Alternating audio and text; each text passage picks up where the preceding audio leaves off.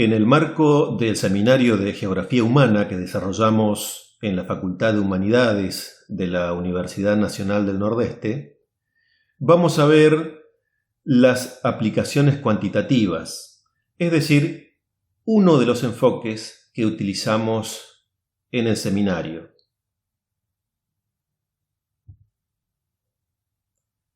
El material didáctico que vamos a ver a lo largo de este PowerPoint debe ser usado únicamente con propósitos educativos, sin fines de lucro. Una imagen para que imaginemos que estamos en una clase presencial. Bien, vamos a dar comienzo entonces a este tema de la geografía cuantitativa como enfoque aplicado en la investigación de temas del seminario en geografía humana. Todo enfoque tiene un paradigma con el cual está conectado. En este caso, la geografía cuantitativa se conecta con el paradigma neopositivista y existen muchas teorías, modelos que sirven de nexos teórico-filosóficos. Por ejemplo, la teoría de la localización, la teoría general de sistemas, la teoría del caos, el modelo de Kristaller, de Weber, de von Thunen, teorías de estadística y probabilidad, teoría de la decisión. Todas ellas funcionan como nexos teórico-filosóficos, es decir, que conectan al enfoque, en este caso a la geografía cuantitativa, con su paradigma, el neopositivismo. Vamos a pasar a hacer un breve comentario de la época de surgimiento, las áreas de difusión y los representantes que se han destacado en la geografía cuantitativa. Surgió en los años 40, ganó trascendencia en la década siguiente. ¿Por qué?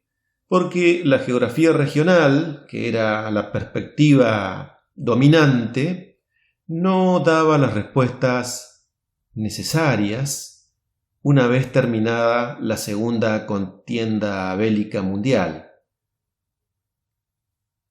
Ciudades bombardeadas, caminos interrumpidos, puentes dinamitados, aeropuertos sin funcionamiento, es decir, una serie de problemáticas que necesitaba una rápida reconstrucción, sobre todo en Europa, y que la geografía regional no daba las soluciones esperables, y de ese modo se pensó que este enfoque surgente, la nueva geografía como la llamaban, iba a generar a través de los procedimientos, las técnicas y los modelos una serie de respuestas y soluciones.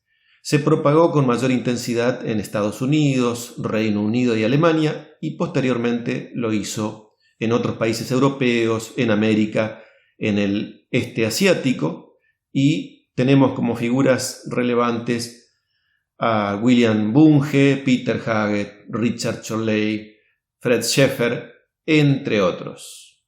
Entonces, el enfoque cuantitativo corresponde al paradigma neopositivista.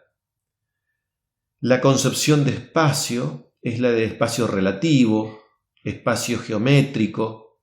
Se utilizan las matrices de datos, también los flujos, la teoría de los grafos, la modelización y la planicie isotrópica, es decir, un espacio con características uniformes, similares, en toda la superficie de análisis.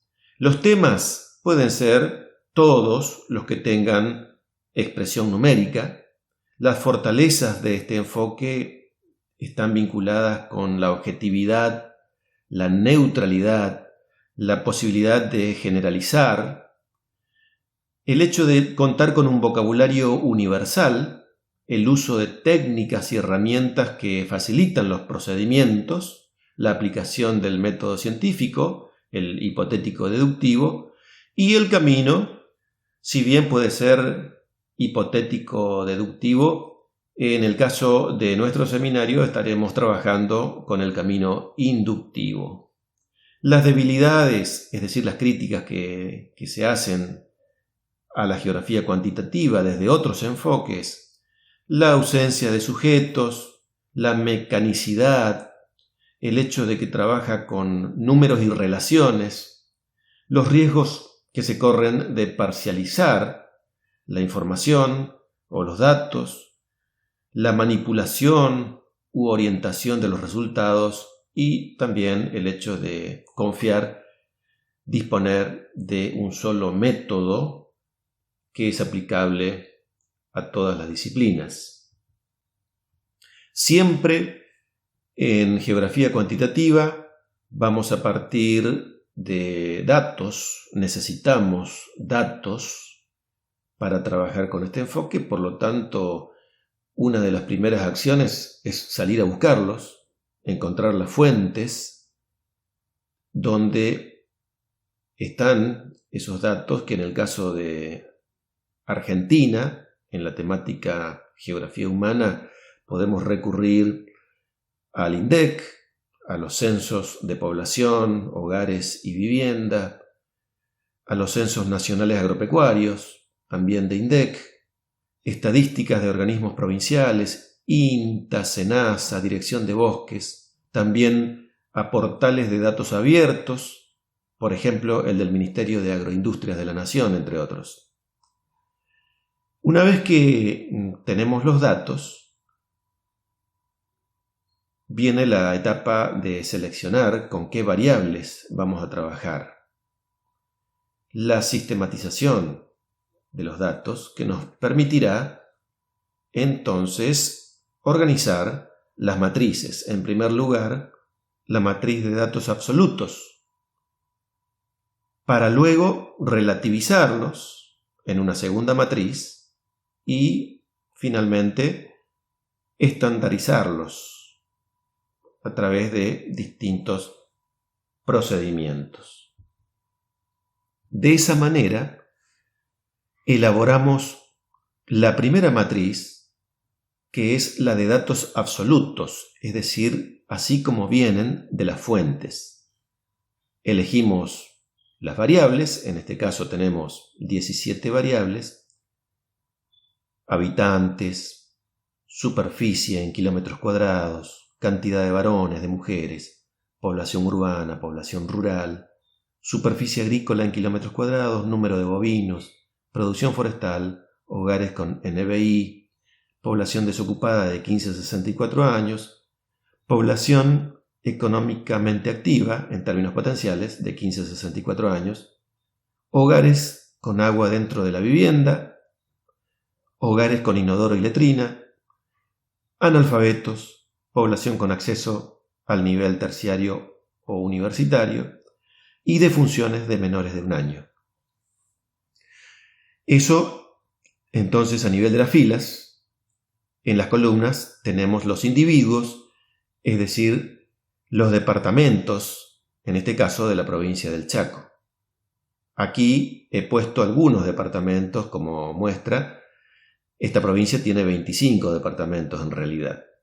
Si colocamos los 25 departamentos, esta matriz sería de tipo extensiva porque tiene más individuos que variables. De lo contrario, sería una matriz intensiva. Y es sincrónica porque los datos corresponden al mismo momento o a la misma época, en este caso al censo de 2010, ¿sí? O algún año anterior o posterior muy cercano. El segundo paso es elaborar la matriz de datos relativos. Aquí el número de variables se reduce porque algunas variables de la matriz anterior, por ejemplo en el caso de número de habitantes y de superficie, se transforman aquí en la variable densidad de población. Lo mismo ocurre con varones y mujeres, que eran dos variables en la matriz anterior. Aquí ambas confluyen en una sola variable, que es el índice de masculinidad, y las restantes que se repiten con respecto a la matriz de datos absolutos. En el caso de la matriz de datos relativos que estamos observando, se trabaja individuo por individuo, en forma separada, es decir, se trabaja cada columna. Por ejemplo, aquí tenemos una densidad de población de 112,03 en el departamento de San Fernando, que representa la división entre la población y la superficie de la matriz anterior. En el caso del índice de masculinidad tenemos 93,20, lo que significa que el número de mujeres es mayor al de varones en el departamento de San Fernando, no así en San Lorenzo, en Sargento Cabral, en Tapenagá o en 25 de Mayo. Se procede entonces a nivel de cada columna. La población urbana, por ejemplo, 98,68% en relación con el total de población del departamento de San Fernando. La población desocupada de 15 a 64 años, 4,34%, significa que del total de la población de 15 a 64 años, hay un 4,34% que está en condición de desocupada. La superficie agrícola es del 5,04% en San Fernando. Ese resultado deriva de la superficie agrícola por 100 dividido la superficie del departamento. Y así vamos trabajando en densidad de bovinos. También se tiene en cuenta el número de cabezas bovinas dividida la superficie. Y siempre vamos trabajando entonces cada variable a nivel del departamento. Una vez que terminamos con San Fernando, pasamos a San Lorenzo y así sucesivamente. También tenemos al final el dato provincial. Por ejemplo, la densidad no es una suma y un promedio de las densidades de los departamentos, sino es el cálculo de densidad provincial, es decir, del número de población dividido la superficie de la provincia del Chaco. Una vez que hemos elaborado esta matriz de datos relativos, pasamos a construir la matriz de datos estandarizados. Allí tenemos las mismas variables, en este caso 14, con respecto a la matriz de datos relativos. Y esta matriz es clave porque es la que vamos a utilizar para aplicar las técnicas y procedimientos de nuestra investigación. Consiste, como les decía, en trabajar a nivel de las filas. Por ejemplo, este dato de densidad de población, 10,579, resulta de la matriz anterior, del valor 112,03, dividido el dato provincial. Entonces, se va trabajando a nivel de cada fila. Por ejemplo, índice de masculinidad 93,20 de San Fernando dividido el índice de masculinidad de la provincia 97,13 y en la matriz de datos estandarizados entonces obtengo un valor de 10,579 para la densidad de población de San Fernando y un índice de masculinidad de 0,96. En el caso de la provincia, como se divide a sí misma, en todos los casos vamos a tener el valor 1. De esa manera, tenemos las tres matrices, la de datos absolutos, la de datos relativos, que hemos trabajado a nivel de las columnas, y la de datos estandarizados, que las hemos trabajado a nivel de las filas. Como les decía, es muy importante no cometer errores a lo largo del proceso, porque si cometo errores en alguna celda, en algún lugar de la matriz de datos absolutos, esos errores se desplazan a las matrices siguientes. Y ahí hay problemas. Entonces hay que tratar de concentrarse, de no cometer errores a medida que voy avanzando con la elaboración de estas matrices. Muy bien. A aplicar las técnicas se ha dicho. Vamos a comenzar con la varianza. La varianza es un parámetro estadístico de dispersión. Permite medir el valor relativo de cada variable en la diferenciación regional. Nos permite saber qué variables entre las consideradas tienen más peso. Esta es la fórmula.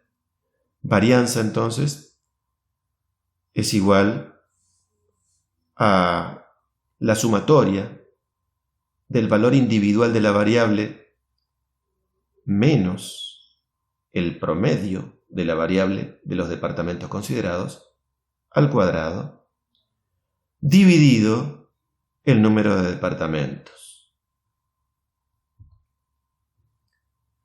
Para aplicar esta fórmula, construimos una tabla con estas características. Ponemos la variable con la que vamos a trabajar en la primera fila y a los departamentos, en este caso A, B, C, D, E son los departamentos, los colocamos en las columnas. X sub I representa estas celdas, estos valores para cada uno de los departamentos. Estos números los copiamos de la matriz de datos estandarizados. Por lo tanto, aquí tenemos X sub I y si sumamos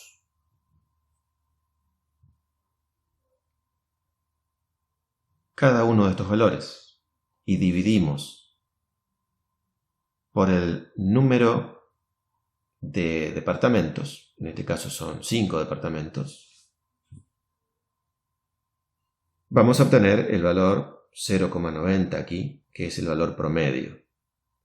Entonces tenemos los valores de X sub I para cada departamento y tenemos el promedio. Lo que está dentro del paréntesis debemos restarlo, es lo que hacemos acá.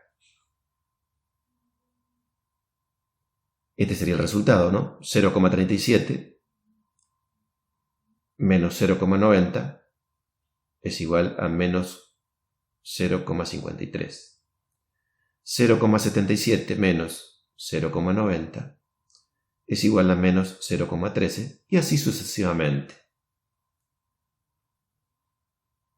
O sea que acá tenemos entonces resuelto lo que está dentro del paréntesis. Ahora lo elevamos al cuadrado y menos 0,53 elevado al cuadrado pasa a ser 0,281. Lo mismo pasa con estos valores.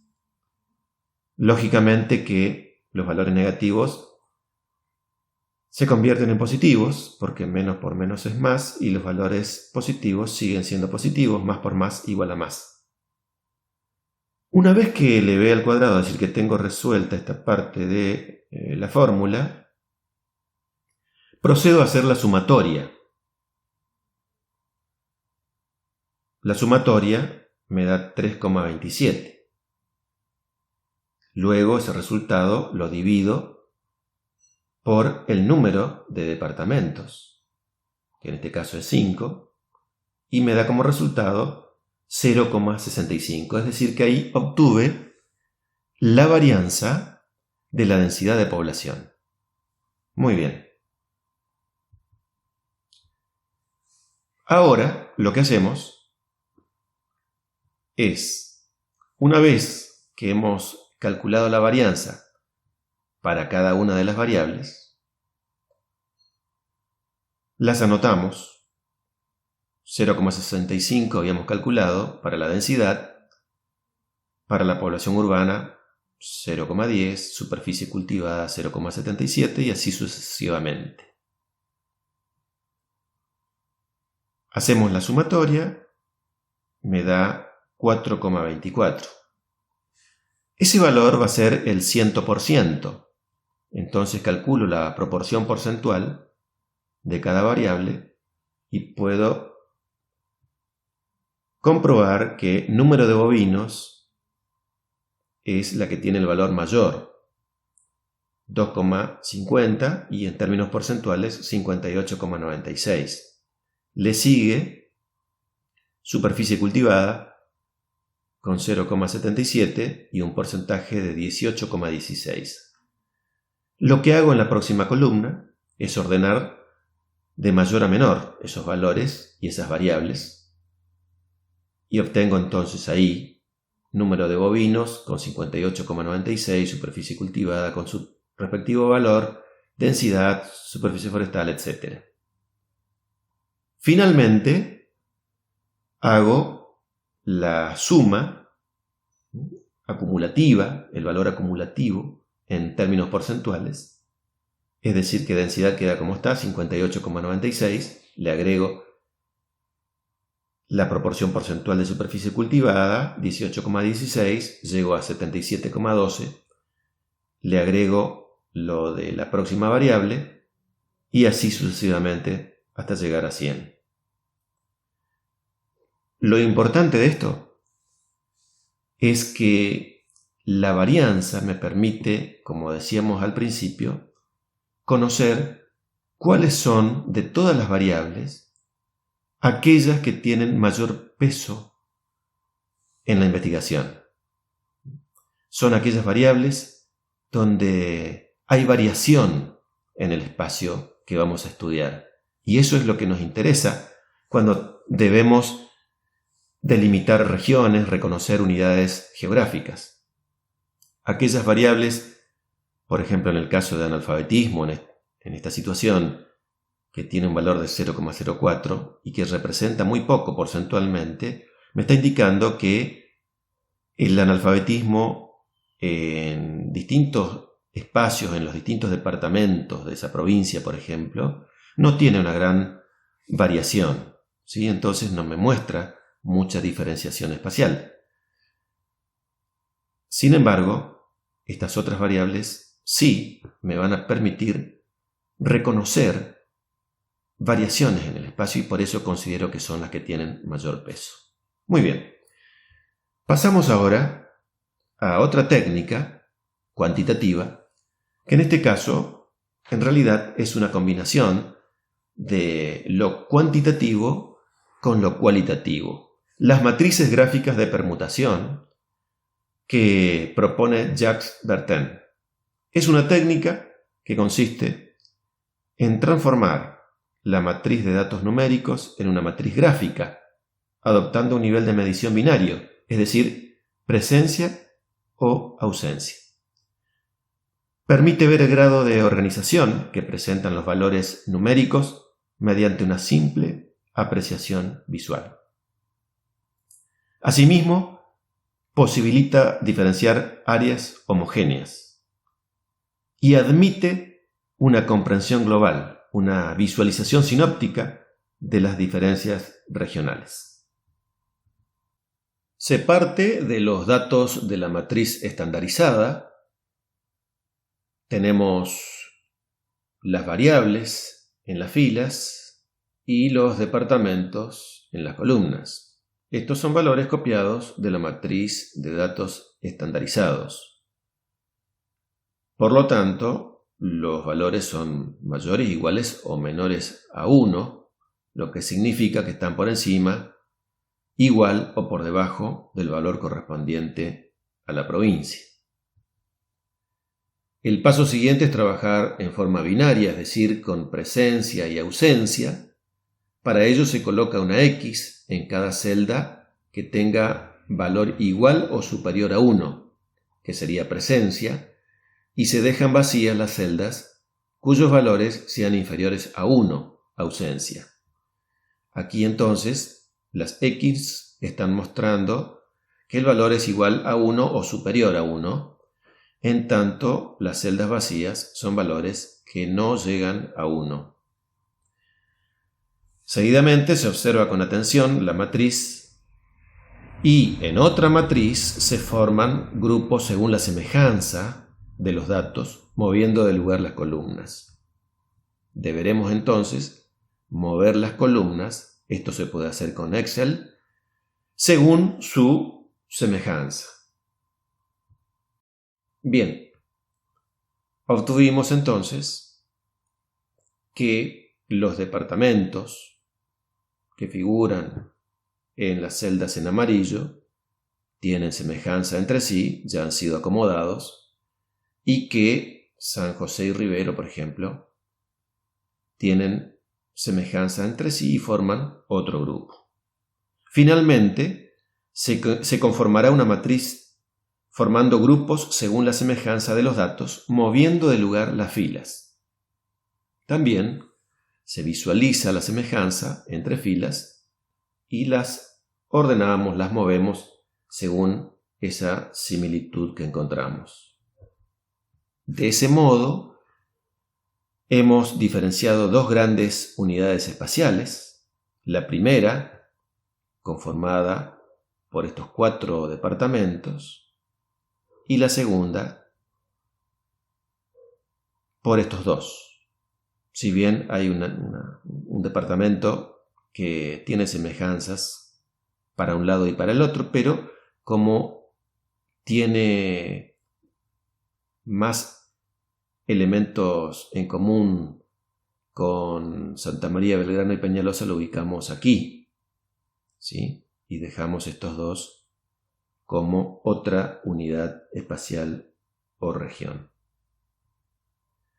El paso que sigue es confeccionar una matriz simétrica de permutación. Consiste en una tabla en la que todos los departamentos se comparan entre sí. ¿Vieron? San José, Frontera Peñalosa, San José, Frontera Peñalosa, es decir, se respeta el mismo orden. De esa manera se logra que cada celda contenga el número de variables que coinciden en cada par de departamentos. Coincidencia implica que ambos tengan presencia o que ambos tengan ausencia. En las celdas que forman la diagonal, el número de coincidencias será igual al número de variables consideradas, ya que cada departamento coincide con sí mismo. Lógicamente, San José con San José va a tener todas las variables en común. Se trabaja la parte superior de la matriz y no la inferior porque sería repetir la operación. Por lo tanto, los valores de la matriz simétrica de permutación se trasladan a la representación cartográfica mediante la indicación del grado de semejanza entre departamentos continuos. Aquí tenemos figurativamente los departamentos colocamos en los límites entre ellos el valor de coincidencias. Por ejemplo, Peñalosa y Rivero tenían 0 coincidencia, Frontera y Peñalosa 3 coincidencias, Belgrano y Peñalosa 5, etc.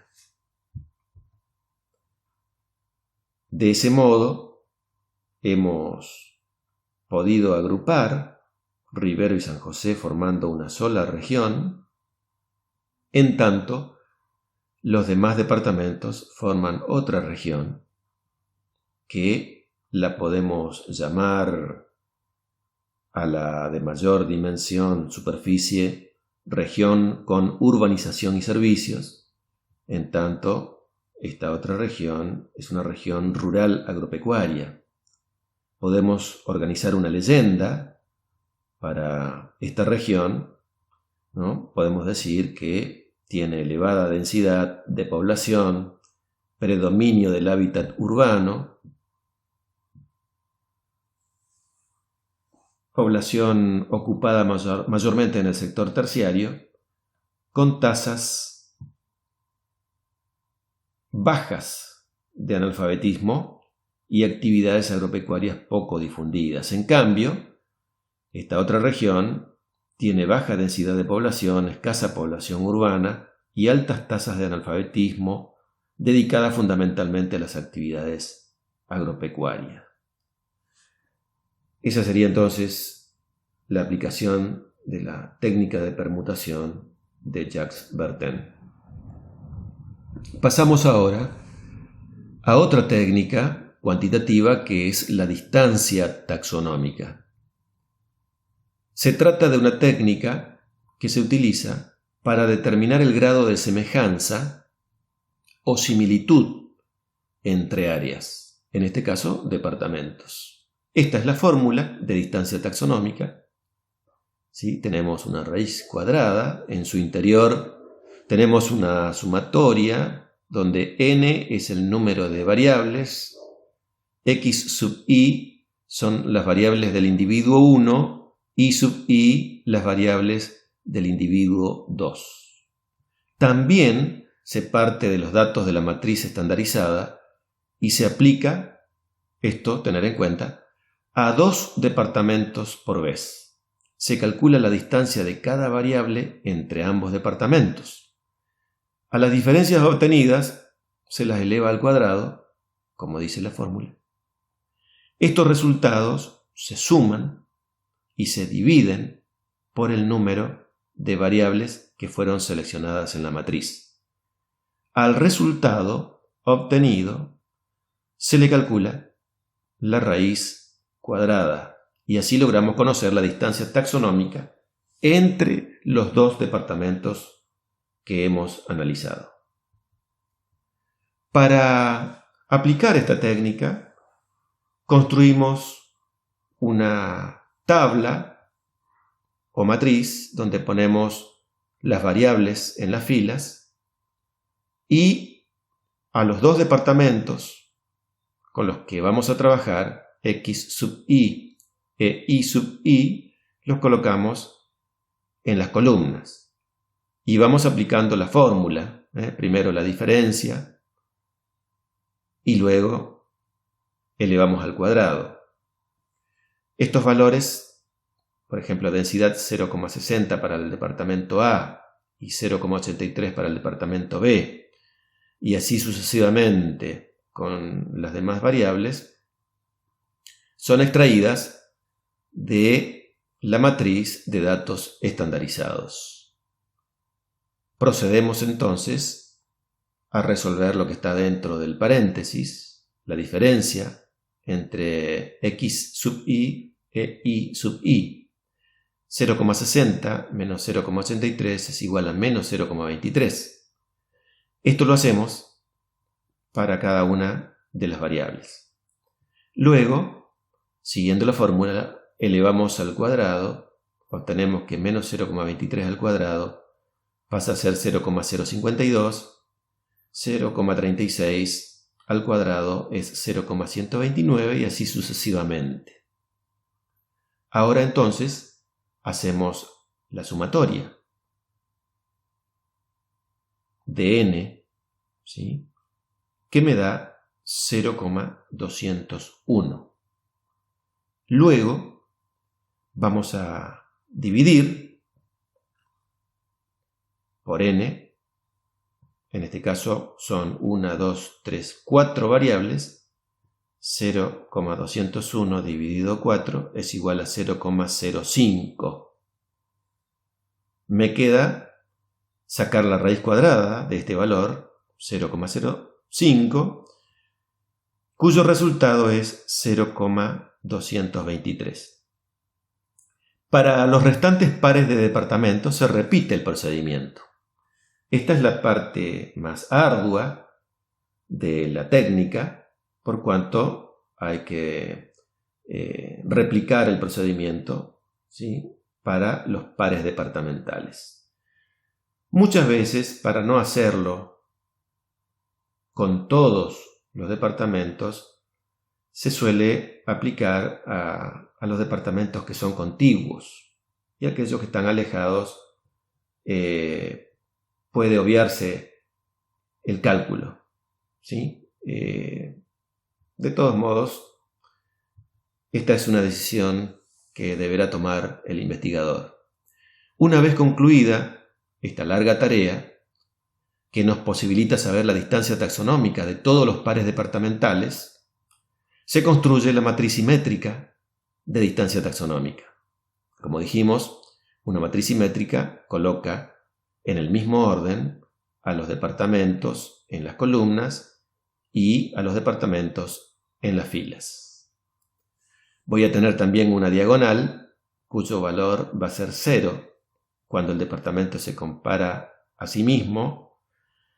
El valor 0 significa semejanza total, es decir, que cuando los valores van aumentando, quiere decir que dejan de parecerse y empiezan a notarse diferencias entre ellos. Por ejemplo, un valor de 0,22 está indicando que hay bastante semejanza. Sin embargo, un valor de 1,85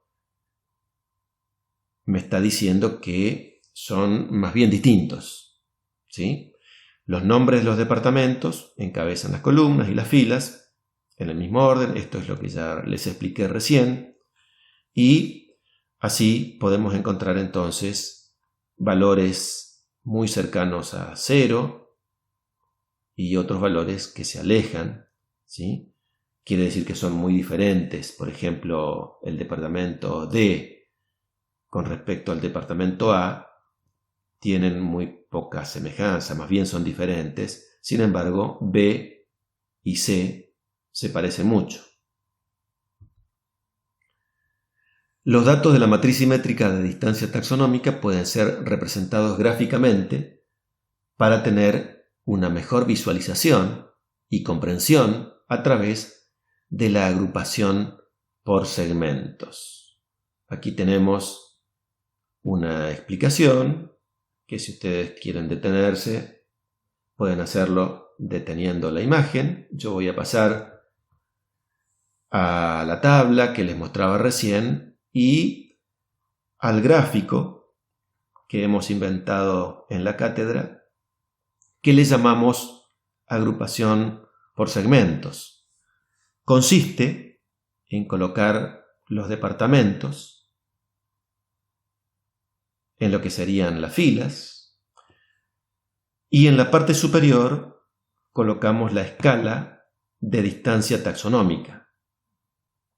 Seguramente que vamos a tener valores superiores a 2, pero se suele cortar en 2 o incluso en algún valor menor. ¿Por qué? Porque lógicamente que un valor de 1,75, 2, ya nos está diciendo que los departamentos entre sí son muy diferentes. Nos interesa trabajar sobre todo con la parte izquierda de este esquema o de este gráfico, ¿sí? Es decir, con aquellos departamentos que tienen distancias taxonómicas bajas, ¿sí? Es decir, que tienen semejanza entre sí. los que van quedando de este lado, se trata de departamentos que son muy diferentes. Por ejemplo, A y B tienen una distancia taxonómica de 0,20 aproximadamente, B y C 0,17.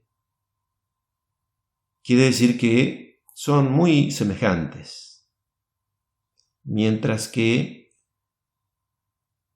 estos otros, ¿sí? Por ejemplo, departamento B con J, ¿sí? Son distintos, no podrían formar parte de una misma región. Deberían estar en regiones distintas. Bien, notarán que debajo hay otra escala que representa valores porcentuales. Si yo decidí cortar la gráfica en el valor 2 de distancia taxonómica, entonces invierto ahí la progresión y pongo el valor 0 porcentual allí en 2. Y al valor 0 de distancia taxonómica, es decir, la máxima semejanza posible, le doy el valor 100.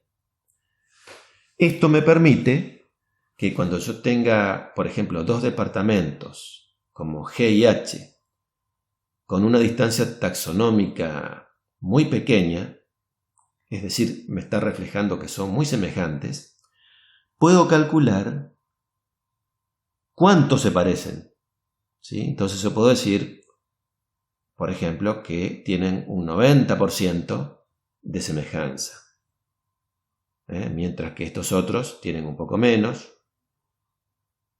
Estos, F y H, tienen una semejanza del orden del 80-82%, ¿sí? Y a medida que me voy corriendo hacia la derecha, ¿sí?, las semejanzas disminuyen, es decir, que aumentan las diferencias entre esos departamentos. Esta técnica me permite hacer agrupaciones de acuerdo entonces con las semejanzas que encontramos entre departamentos.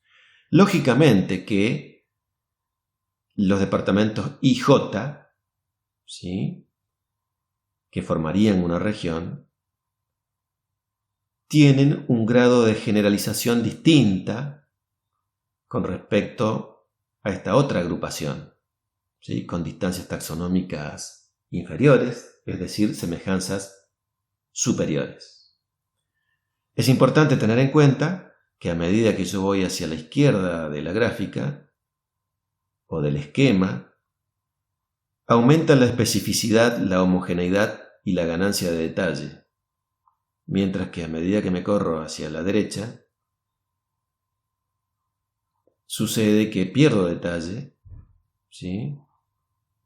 Entonces debo generalizar más y la heterogeneidad que voy a encontrar va a ser mayor. Es decir, que esta técnica me permite saber que estos grupos, esta unidad espacial o esta otra, han tenido un criterio de delimitación y de conformación distinto del que hemos tenido en este grupo.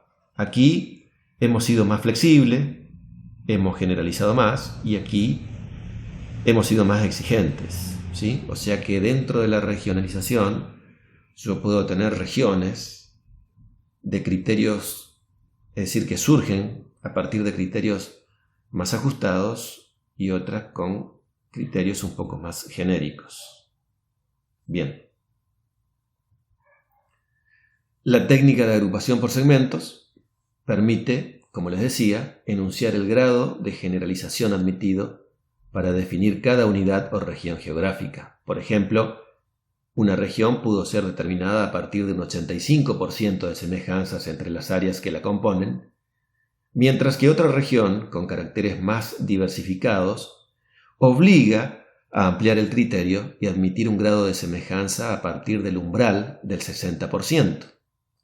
En el primer caso, los aspectos en común son muy altos y las diferencias representan solo un 15%, en tanto en el segundo, las diferencias internas pueden llegar hasta un 40%. Lo interesante de esta técnica es que permite conocer que no todas las unidades identificadas dentro de un territorio tienen el mismo grado de homogeneidad interna. Bien, se pasa entonces a la representación cartográfica de las regiones resultantes.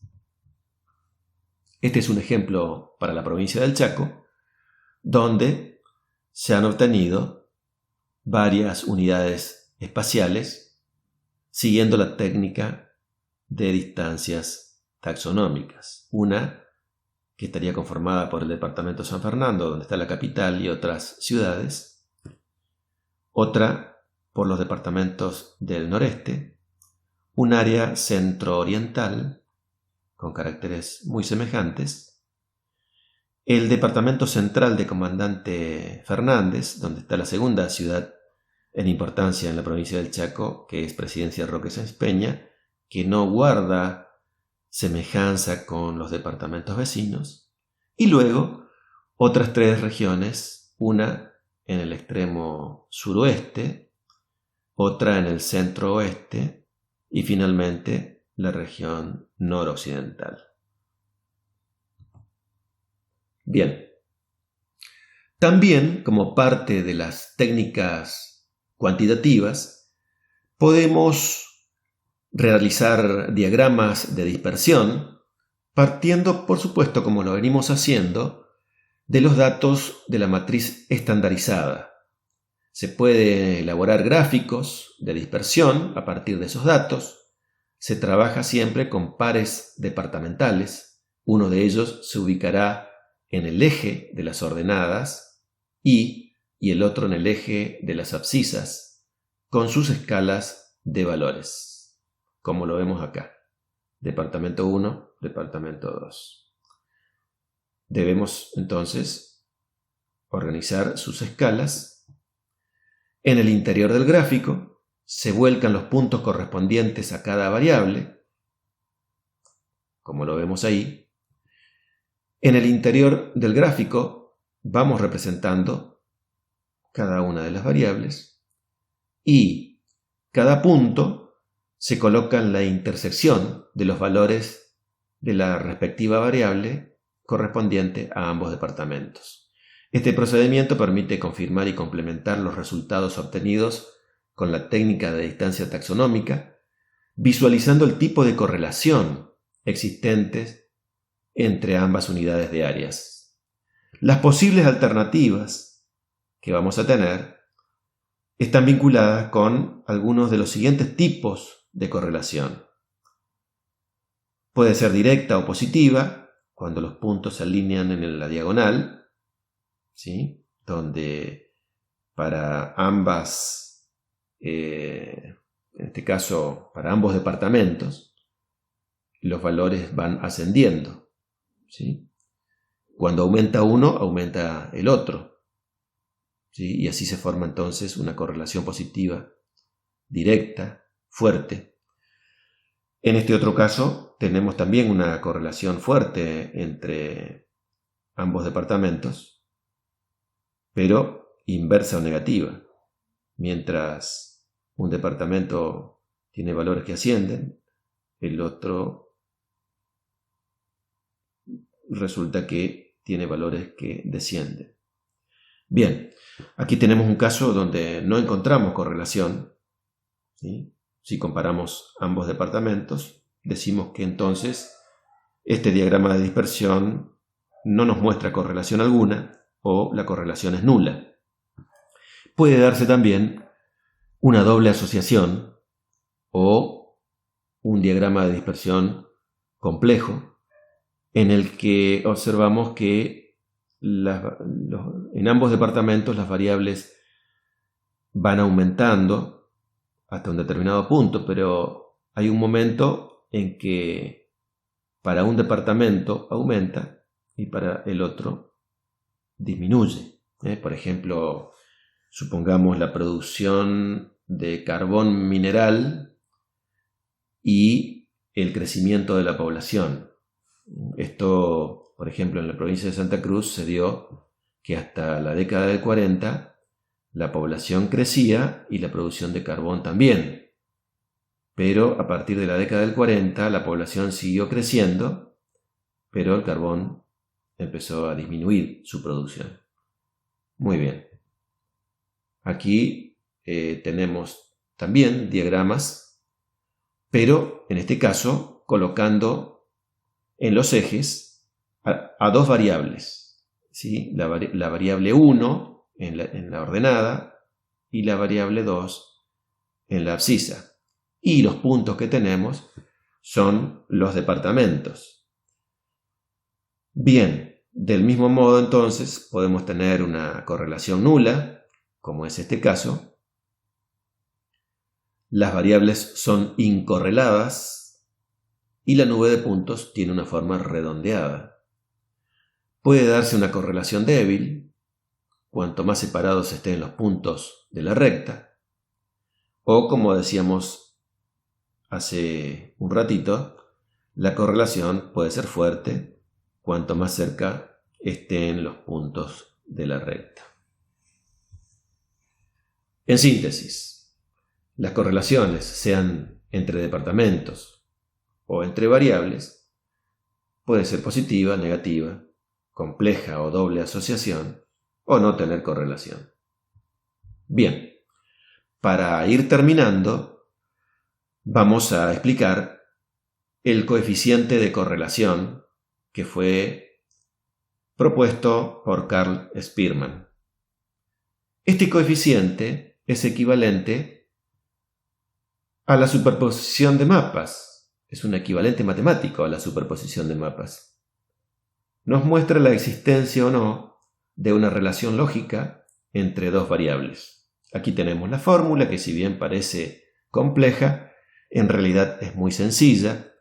Tenemos un valor constante, 1, menos una división entre también 6, que es un valor constante, ¿sí? Donde tenemos una sumatoria de los números de departamentos, concretamente de la diferencia al cuadrado, diferencia de rangos, entre dos variables. Como dije, al cuadrado. N al cubo menos n en este caso siempre corresponde al número de departamentos. Se parte de los datos de la matriz estandarizada, como lo venimos haciendo, y se representan gráficamente dos variables, a las cuales les otorgo rangos desde valores más altos a más bajos. Al punto más alto de la gráfica se le asigna el valor 1. Por ejemplo, acá tenemos la variable densidad. El punto más alto, acá tendríamos que tener una escala, al punto más alto, al de mayor valor, le asigno 1. En la otra variable, ocupados en actividades terciarias, también. El punto más alto, 1. El que le sigue, 2, 3, 4, 5, 6 y el punto más bajo, 7.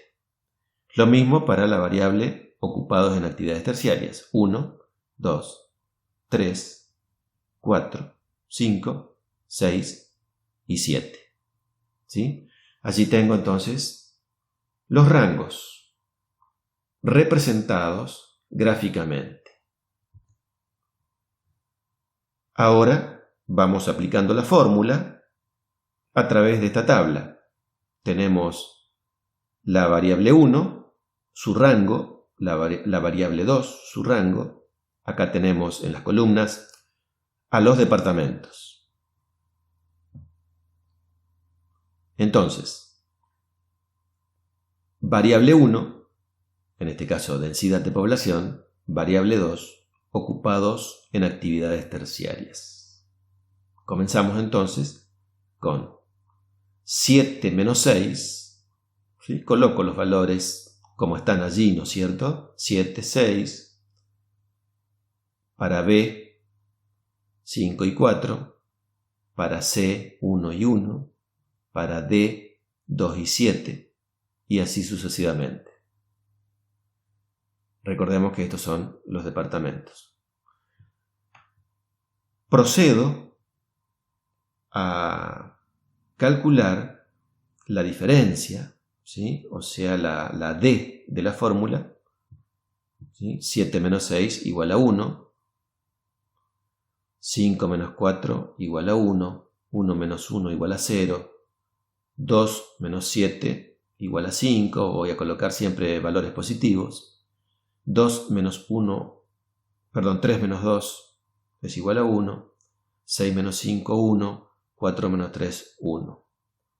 Bien, es decir que ahí tengo resuelto D. Ahora, elevo al cuadrado esta parte de la fórmula. 1 al cuadrado es igual a 1, 1 al cuadrado es igual a 1, 0 al cuadrado es igual a 0, 5 al cuadrado es igual a 25, 1 a la 1 es igual a 1, 1 al cuadrado es igual a 1 y lo mismo aquí. Continúo entonces con la fórmula y tengo que el valor constante de 6 lo multiplico por 30. ¿Por qué? Porque la fórmula me dice que debo hacer la sumatoria, ¿sí?, de la diferencia al cuadrado, y ese valor, entonces, de sumatoria, que sería 1 más 1 más 0 más 25 más 1 más 1 más 1, me da 30. Paso siguiente, valor constante 6 por 30 entonces.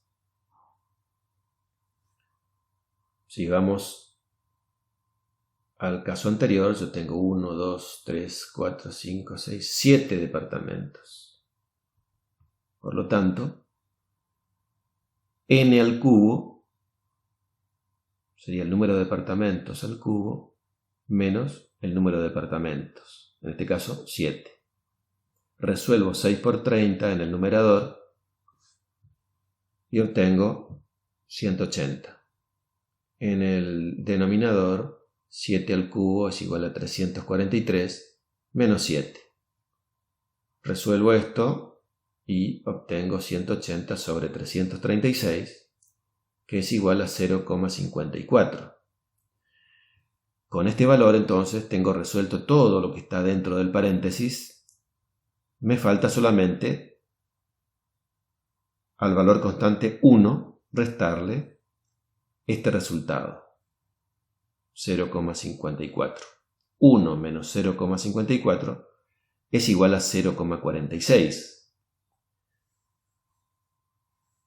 ¿Qué quiere decir 0,46 en cuanto a correlación? ¿Qué es una correlación media? ¿Cómo sé que es una correlación media? Porque hay una escala al respecto. Si el valor fuera 0, hay ausencia de correlación. Si el valor es menos 1, la correlación es inversa, perfecta o negativa. Si el valor es 1 positivo, la correlación es directa, perfecta o positiva. Entonces, teniendo en cuenta la escala, que va de 0 a 0,2, si ese fuera el resultado, la correlación es despreciable.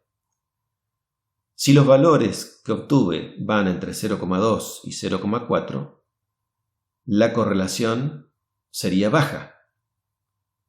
Si estos valores oscilan entre 0,4 y 0,7, la correlación es media. Si retrocedemos, a nosotros nos había dado 0,46 y por eso entonces, en función de esta escala, la correlación es media. Si los valores de correlación están entre 0,7 y 1, la correlación sería elevada o significativa. Bueno, eso es todo. Fin de la teoría. A trabajar se ha dicho.